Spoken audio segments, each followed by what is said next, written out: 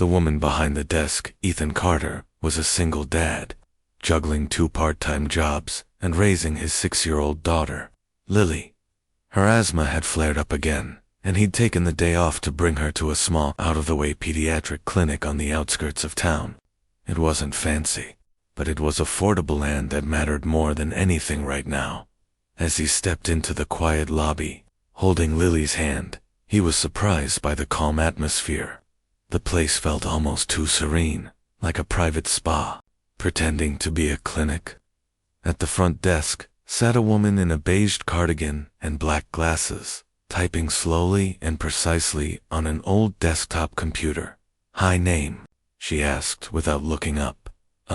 Carter. Ethan Carter. For my daughter, Lily." Finally, the woman looked up. She was beautiful in an understated way, with soft, intelligent eyes and a faint sadness in her smile. There was something familiar about her face, but Ethan couldn't quite place it. "Welcome, Mr. Carter," she said gently. "Take a seat, and the doctor will be with you shortly." Lily smiled at her. "You look like the lady from the TV." The woman's smile stiffened.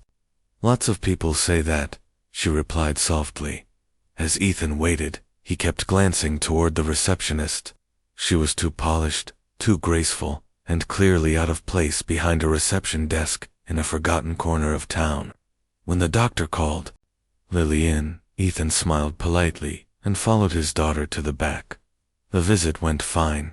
The doctor prescribed a new inhaler, reassured Ethan it wasn't serious, and told them to return in 2 weeks.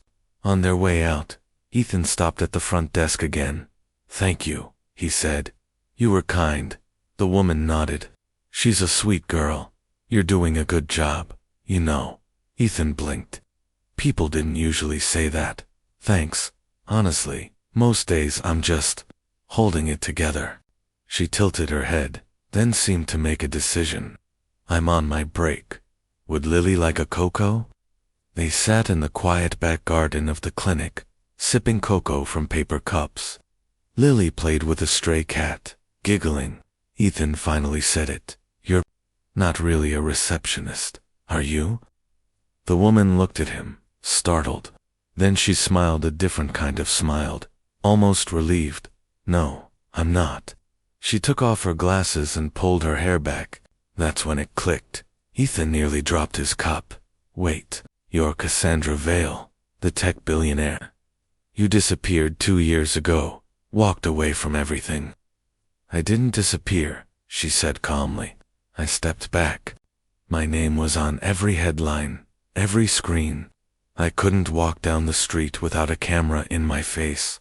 So one donated the company, cut ties, and came here. No one expects to find a billionaire behind a dusty reception desk. But why this place?" She looked over at Lily. "Because I lost my mother to bad care. I wanted to help quietly. I fund this clinic. I built it for people like you hardworking parents who need a break." Ethan sat in stunned silence. "I don't even know what to say." "You don't have to say anything," she said. "But maybe, if you ever want to talk, I'd like to hear more about your life. Not as a receptionist, just as Cassandra. Over." The following weeks, Ethan and Cassandra grew close. She opened up about her past. He opened up about the struggle of raising Lily alone since his wife's passing. They found comfort in each other, not in money, not in status, but in shared moments and unspoken strength. Lily adored her. Cassandra taught her how to play chess, and in return, Lily showed her how to finger paint badly and laugh loudly.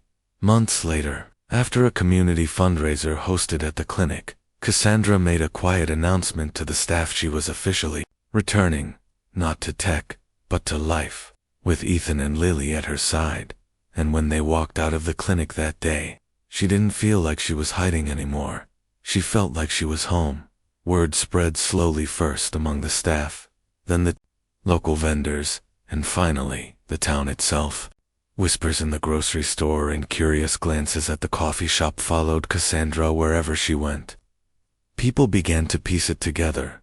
The quiet receptionist was the Cassandra Vale. But she didn't run this time. She kept working.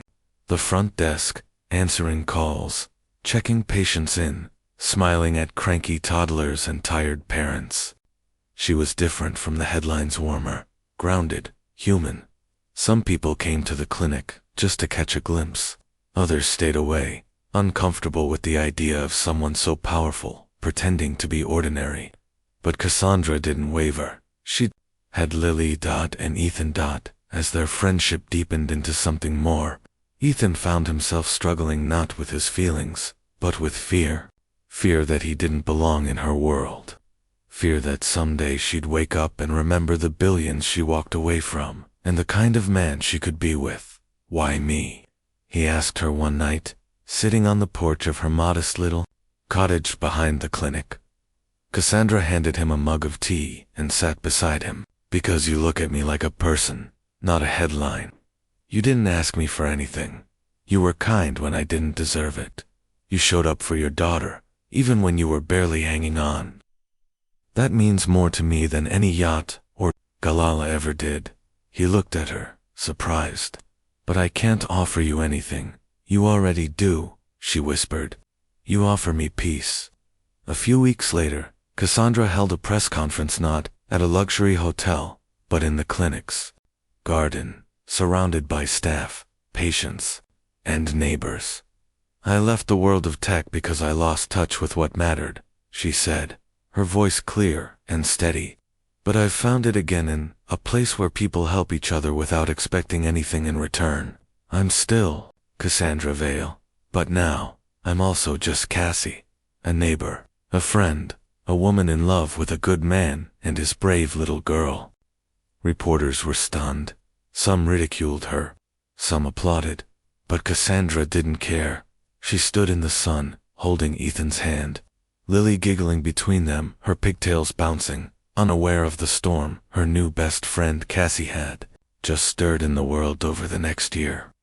Cassandra expanded the clinic, funding a wing for free dental care, mental health services, and a parenting support center. She never put her name on it. The sign outside simply read, "The Lily Center." Ethan was offered a full-time job, helping coordinate community outreach, something he was surprisingly great at. Turns out, years of being a single dad made him patient, empathetic, and resourceful. Lily thrived, her asthma controlled, her laughter echoing through the halls like a promise. One rainy afternoon, as they packed care kits for a charity drive, Cassandra turned to Ethan and said, "I've had penthouses and limos, but the happiest days of my life have been right here, with you and Lily, stuffing soap and socks into cardboard boxes." He grinned. "That's good, because I was thinking about asking you something." He pulled a small ring from his pocket. "Simple, classic, nothing flashy," Lily gasped. "Is that a Mary ring?" Cassandra laughed, her eyes filling with tears. "Yes, it is."